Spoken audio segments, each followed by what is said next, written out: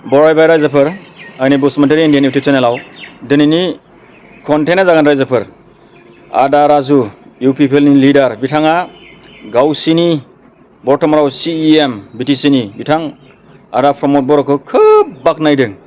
मानो बाख्नायदों होनोब्ला नोंथांमोनहा बे 2023 नि जि मेट्रिक एसएलसि एग्जामआव एफपिआर जादों जोंनि फंबाय बिनानावमोनहा बाहाय आसामनियावनो आसाम नाङैनो जि रिजाल्ट ओंखारदोंमोन बे आसामनि गेजेराव जोंनि चिरां डिस्ट्रिक्टआ मोनसे गोजौ लेभेलाव थाहैनो हादों। दा बेखौ बिथांमोना खोब बाख्नायनानै लादों लासिं सिंनो। दा नोंथां रायजो राजाफ्रा नैबे बिथांमोननि जि मिडियायाव प्रेस मिट होनाय बेखौ नोंथांमोना ससे नायगिरदो, बिनि उनाव रायज्लायनोसै रायजोफोर। चिरां जिल्लाया आसामनि गेजेरावनो मेट्रिक परिखानि रिजाल्टआव बयनिबो गाहायसिन रेंकिंआव थायोमोन। देग्लाय जोंनि मानगोनां बिटिआरनि चिफ बिथां प्रमद बर' सारनि दैदेननायाव जिहेतु सोलोंथाइ बिफाना बिथाङानो आखायावनो दोनदों, बिथांनि दैदेननायाव सान हर खामानि मावनायाव दिनै चिरां जिल्लाया फार्स्ट पार्सेन्टेज हिसाबै आसामनि गेजेरावनो टप रेंकिंआव।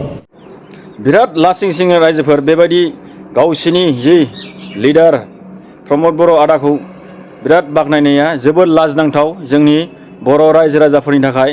बेफोरबायदि गावसिनि पलिटिकेल लाबालाबनि थाखाय इउपिपिएल गावसिनि पलिटिकेल लाबालाबनि थाखाय बेफोरो जोबोद गाज्रि। मानो होनब्ला बे फरायनाया गाबागाव मालाय बिमा बिफा मोजाङै दैदेननानै मोजाङै फिसाला फिसाजोफोरखौ फरायहोनानै बेबायदि रिजाल्ट खालामनो हादों। मालाय जोंनि बे आसाम नाङैनो जि एसएलसि एग्जाम जादोंमोन बिनि गेजेराव चिरां डिस्ट्रिक्टआ गोजौ लेभेलाव थानाया सोरबा इउपिपिएल दल, सोरबा बिजेपि दल, सोरबा उमुक उमुक दलनि बाहाय खुनु लोब्बा गैया। सोरबा राजु नार्जारिया सोरबा गावसिनि पार्टिनि लिडारखौ गोग्गानाय लानानै बाख्नायनाय लानानै खुनु बाहाय मुलाम्फा गैया नोंथांमोना। मानो होनबा बेयो मोनसे गावबागाव फरायनानै मोनसे गोबां रोखोमनि मार्क्स आरजिनो हादों। दा जोङो जाय बिथांमोना रिजाल्टआव पास जादों बिथांमोनखौसो जों धन्यबाद होनांगोन। नोंथांमोनालाय मा पलिटिकेल लाब लानो थाखाय मा नांनायनि सोरबा आदा प्रमदमोनखौ सोरबा नोंसिनि लिडार मानो बाख्नायनांगौ जाखो लासिं सिंलाय? नोंथांमोना पलिटिकेल लाबालाबनि खालामनो साननानै नाथाय गाहायावसो थांगोन। बेयो नोंथांमोननि गभर्नमेन्ट फैनानै जायाखै, सोरबा गभर्नमेन्ट फैनानै जायाखै। बाहाय बेयो गावबागाव गोसो जानानै फरायनायनि गेजेरजोंसो बे फिथाइखौ मोनदों।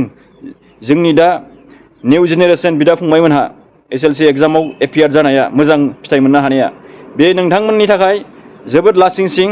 बेफोरबायदि बुंनो नाङामोन।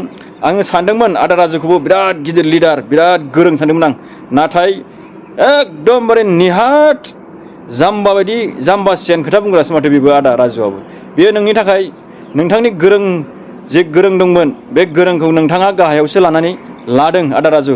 बेफोरबायदि जानला मोनला खोथा बुंनानै माबा मोनसे आदा प्रमदनिफ्राय लाबालाब मोनगोन साननानै बेबायदि बाख्नायनानै जेबो लाब गैया आदा।